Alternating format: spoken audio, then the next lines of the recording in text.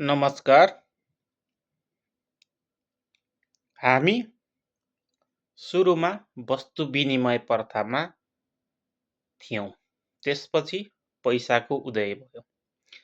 पैसा पनि सुरुमा यो अहिलेको जस्तो हैन पेपर मनी अनि डिजिटल मनी थिएन। वस्तुका छालाहरू, ढुङ्गा, सिपीहरू त्यस्तालाई पैसा मानेर कारोबार सञ्चालन पनि गर्ने अवस्था थियो। भनेपछि हामीलाई मान्छेलाई चाहिने घाँस, बाँस, कपास, मनोरञ्जन, शिक्षा, स्वास्थ्य, शान्ति, सुरक्षा यति होइन, यति हो। यी चिज कसरी बन्छन्? यी चिजहरू प्रकृतिमा भएको नेचुरल रिसोर्सेसहरू, घाम, पानी, हावा, जमिन, जङ्गल, बोटबिरुवा, यो के अरे हर्बलहरू हैन, जडीबुटी अनि तपाईँको हिमाल, पहाड, तराई, यी ढुङ्गा, माटो, गिटी यी सबै हाम्रा रिसोर्सेसहरू हुन्, नेचुरल रिसोर्सेसहरू। अनि यी चिजबाट ती चिज बन्नको लागि के गर्नुपर्छ? मान्छेले काम गर्नुपर्छ, मेसिनले काम गर्नुपर्छ। मेसिन कसले बनाउँछ? मान्छेले नै बनाउँछ। भनेपछि हरेक चिज संसारमा जे जति तपाईँलाई चाहिन्छ ती चिजहरू नेचुरल रिसोर्सेस र मान्छेको कामले बन्ने हुन्। तर संसार के को पछाडि छ? पैसाको पछाडि। भनेपछि सेन्ट्रल पोइन्ट संसारलाई नचाउने हैन, बाटोमा यसो बाहिर तपाईँ काठमाडौँमा हुनुहुन्छ भने यसो बाहिर निस्केर हेर्नुहोस् त, कति गाडी कुदेका छन्, कति मोटरसाइकल कुदेका छन्। केका लागि कुदेका हुन् ती? पैसा। ती सबैको सेन्टर पोइन्ट पैसा। कोही काम गर्न जागिर गर्न दकुरिहान्, कोही व्यापार गर्न दकुरिहान् हैन, त्यति हो नि। बिहान उठेछन् अफिस भन्दै कुदेका छन्। कोही हैन साना बालबच्चा स्कुल लेभल कलेज लेभलका उहरू त पढ्न कुदेका छन्। ल त्यहाँ पनि पढाउनै कुदेका छन्। भनेपछि संसारको सेन्ट्रल पोइन्ट जसरी हुन्छ पैसा, भनेपछि बीचमा पैसा छ अनि यो पैसा नकमाई ती चिजहरू आउँदैन। भनेपछि यो पैसा नै संसारको सेन्ट्रल पोइन्ट भए हैन। अनि यो पैसा व्यवस्थापन गर्नको लागि सेन्ट्रल ब्याङ्क छ, वाणिज्य ब्याङ्कहरू छ, विभिन्न तपाईँको विकास ब्याङ्कहरू छ, सहकारी छ। अनि यिनले ती प्रोडक्सन र सप्लाई सेक्टरहरूलाई व्यवस्थित गर्नको लागि पैसालाई मिटिङ पोइन्ट बनाएर ट्रान्जेक्सनको मेन पोइन्ट पैसा, त्यो कामको भ्यालुएसन, त्यो हरेक चिजको भ्यालुएसन गर्ने सेन्टर पोइन्ट पैसा। अनि त्यही पैसाले नै हरेक चिजहरू एक आपसमा एक्सचेन्ज गर्न सम्भव भएको। भनेपछि मान्छेलाई, संसारका मान्छेलाई आवश्यक पर्ने चिज नेचुरल रिसोर्सेस ल मान्छेले बन्छ। पैसा त एउटा साधन मात्र हो, साध्य त सुविधाहरू हो नि त हैन, आवश्यक वस्तु र सेवाहरू हो। भनेपछि संसारका यिनै मान्छेहरूलाई काम गरेर यिनै मान्छेलाई ती आवश्यक सुविधा, वस्तु र सुविधाहरू दिन के कारणले सकिन्न? एउटा सोसलिजम, यो सकिन्छ भनेर एउटा सोसलिजमको फिलोसफीले भन्छ, यसो गरौँ यसो गरौँ यसो गरौँ भनेर हैन, सोसलिजमले भन्छ। अर्को होइन यो तरिकाबाट सकिन्छ भनेर क्यापिटलिजम मोडलले भन्छ।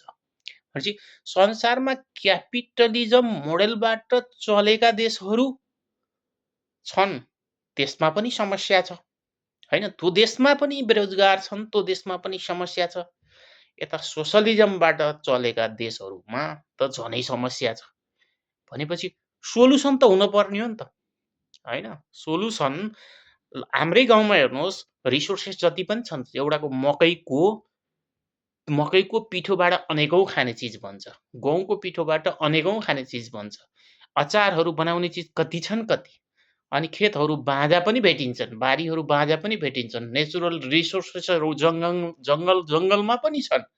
ती चिज त्यही छन् र मान्छे बेरोजगार पनि छन्। एउटा बेरोजगार भएको मान्छेले गाउँमा केही उपाय नै देख्दैन नि त, सामान्य जागिर खान जाने बाहेक। भनेपछि त्यही जागिर पनि नपाइने अवस्था छ। भनेपछि त्यो मान्छेसँग त विकल्पै हुँदैन नि त, अभावमा बाँच्ने बाहेक हैन। जागिर खान जाम, जागिर पाइँदैन, केही गर्नको लागि पैसा तुरुन्तै चाहिन्छ, पैसा उसँग छैन भनेपछि ऊ एक्लोले उपाय नै हुँदैन र अभावमा जिन्दगी बिताउनु पर्ने बाध्यता हुन्छ। हो यो बाध्यता यो सोसलिजमको फिलोसफी र क्यापिटलिजमको फिलोसफीले एड्रेस गर्न सकेको छैन। मान्छेले कि काम पाउनुपर्छ, काम पाएन भने उसलाई बेसिक आवश्यकता पुरा गर्ने भत्ता पाउनुपर्छ, बेरोजगार भत्ता पाउनुपर्छ। जब मान्छेले काम नपाउने अवस्था भनेको त इकोनोमीमा गर्नुपर्ने कामहरू सबै अरूले गरेर होइन भएको अवस्था हो नि होइन। कसैले काम पाउँदैनन् भने त्यहाँ गर्नुपर्ने कामहरू सबै अरूले गरेछन् भनेपछि त उसले त बेरोजगार भत्ता पाएर त्यो वस्तु र सर्भिस बेसिक निड्स त पाउन पर्यो नि त, होइन? परेन भनेपछि त अहिले सोसलिजम छ, क्यापिटलिजम छ, यो पुरा गरेको छ त छैन नि त। छैन भनेपछि विकल्प के त?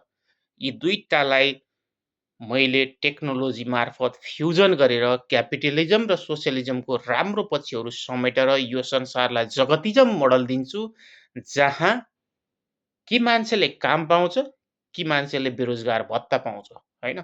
मान्छेको स्वतन्त्र रूपमा व्यापार व्यवसाय गर्न पाउने अधिकारलाई रोक्न मिल्दैन, न गभर्मेन्टले मिल्छ न, होइन? भोलि मेरो संसारको सबैभन्दा ठुलो पावरफुल कम्पनी हुँदैछ, होइन? वर्ल्डको गभर्मेन्ट जस्तो हुन्छ मेरो कम्पनी, संसारको वर्ल्डको गभर्मेन्ट जस्तो हुन्छ मेरो कम्पनी, यो स्टार्टअप कम्पनी।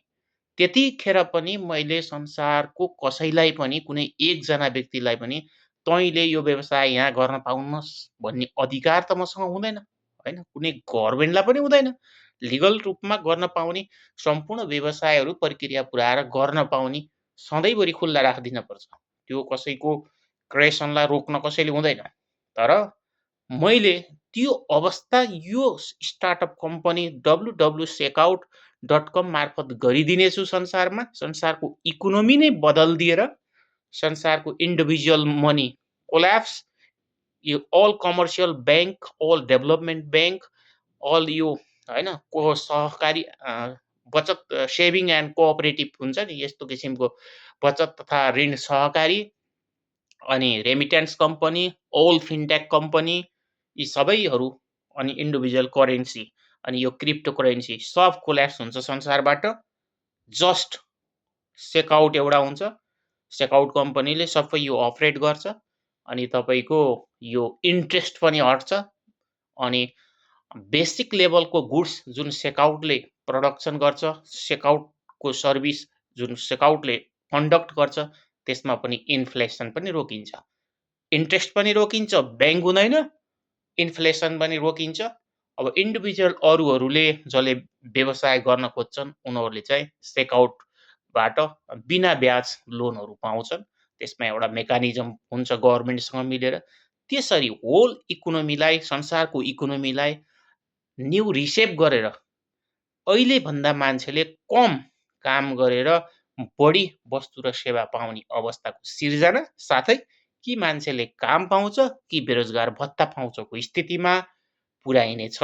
त्यसमा मैले धेरै चिज रिफर्म गर्न पर्ने हुन्छ। यो ट्याक्सको पोलिसी, होइन, यो ट्याक्सको छ नि यो गिजिङ गिजिङ, यो ट्याक्सको पोलिसी, यो इन्सुरेन्सको पोलिसी सब राफसाफ गरिदिनेवाला छु। त्यसैले आम नेपालीहरूले यो भिडियो हेरेर सारा नेपालीहरूलाई पुर्याइदिनु होला र मेरो स्टार्टअप कम्पनी www.checkout.com मा गएर आफ्नो सर्भिस सेक्टरको व्यवसाय रजिस्टर गरेर आफैले ग्राहकहरूलाई बोलाएर त्यसबाट चेकआउटबाट पे गर्न लगाइदिनु होला। अहिले धेरै नबुझ्नुहोस्, अहिले चाहिँ त्यति बुझ्नुहोस्, मेरो यो चेकआउट www.checkout.com बाट www.checkout.com बाट पे गर्दै गर्दा पैसा तपाईँले तिरेको पैसा त्यो भेन्डरकोमा उत्तिखेर जान्छ, अनि तपाईँले चाहिँ स्पिन गर्न पाउनुहुन्छ। स्पिन गर्दाखेरि तपाईँले रिवार्ड पोइन्ट पाउनुहुन्छ, त्यो रिवार्ड पोइन्टले फेरि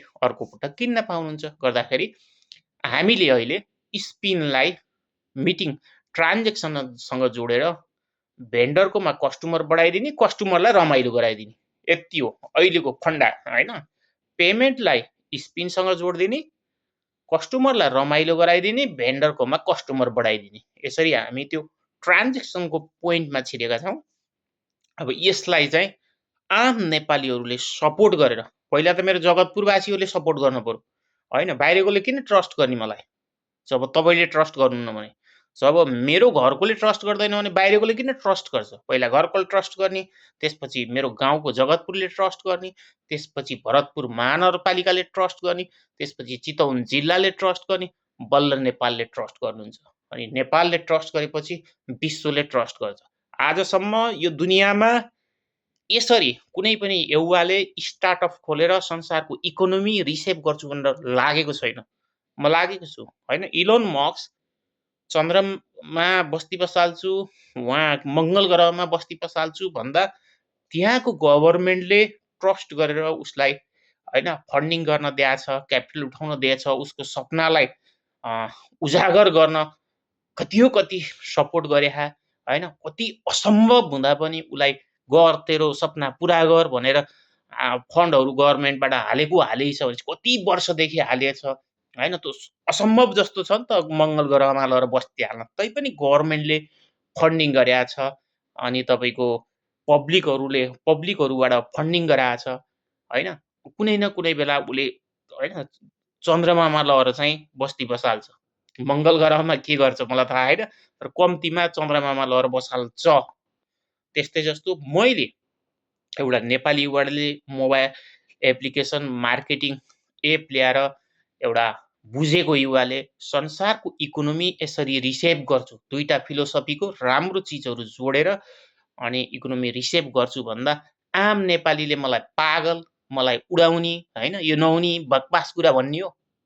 म बिजनेसमा आइकम, बिबिएस, एमबिएस गर्ने म, बिजनेसका ठुला ठुला कम्पनी, पेप्सी कम्पनीमा काम गर्ने म होइन, हस्पिटलमा काम गर्ने म, कलेजमा काम गर्ने म, रेमिट्यान्स काम गर्नेमा म, यी सबै सेक्टरमा finance head, account, logistic manager हुने म होइन, आफैले व्यवसाय गर्ने म।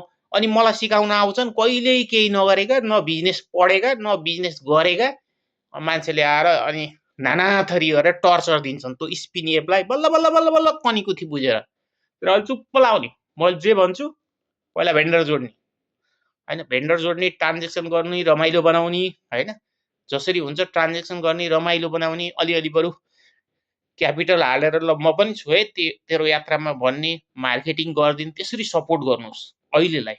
अनि त्यसपछि कसरी होल इकोनोमी रिसेप गरेर अहिलेको भन्दा बेटर सिचुएसन हर मान्छेको लागि बनाउन सकिन्छ, त्यो मसँग धेरैभन्दा धेरै आइडियाहरू छन्। एकैचोटि हाल्न होइन अलि कस्टली हुन्छ, त्यही भएर बिस्तारै बिस्तारै हाल्दै जानेछु।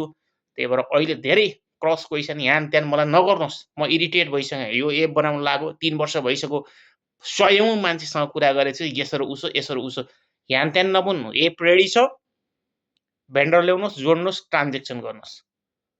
संसार बदल्छु। हस्त, नमस्कार।